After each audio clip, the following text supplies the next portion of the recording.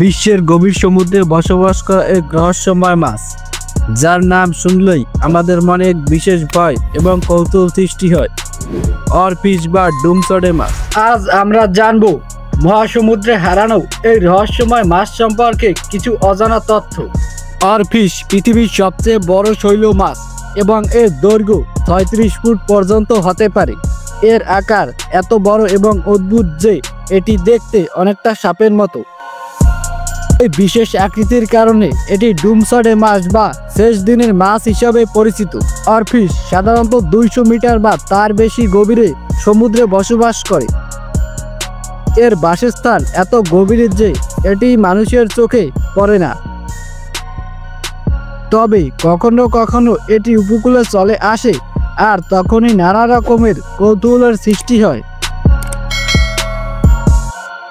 বিশ্বের অনেক সংস্কৃতিতে অরফিশকে নিয়ে নানা ধরনের গল্প রয়েছে।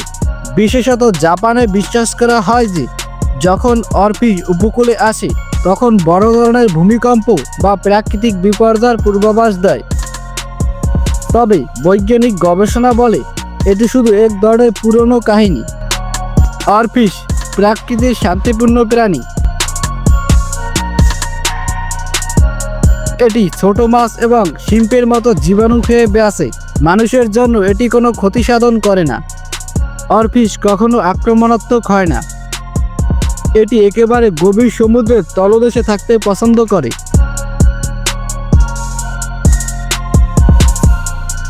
বিজ্ঞানীরা এখনো অরফিশের জীবন ধারণা নিয়ে নানা গবেষণা চালাচ্ছেন। অরফিশ বা ডুমসডে মাছ এক রহস্যময় অবিশ্বাস্য প্রাণী। এটি আমাদের সমুদ্র গভীরতায় লুকিয়ে থাকা এক অমূল্য রত্ন।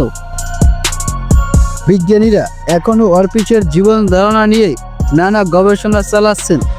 এর পরিবেশগত প্রভাব এবং এর আচরণ বুঝতে বিভিন্ন গবেষণা চলছে। যদি এটি কখনো কখনো উপকূলে চলে আসে, তবে এটিকে কোনো বিপদের পূর্বাভাস হিসাবে দেখা উচিত নয়। আজকের ভিডিও এইটুকুই।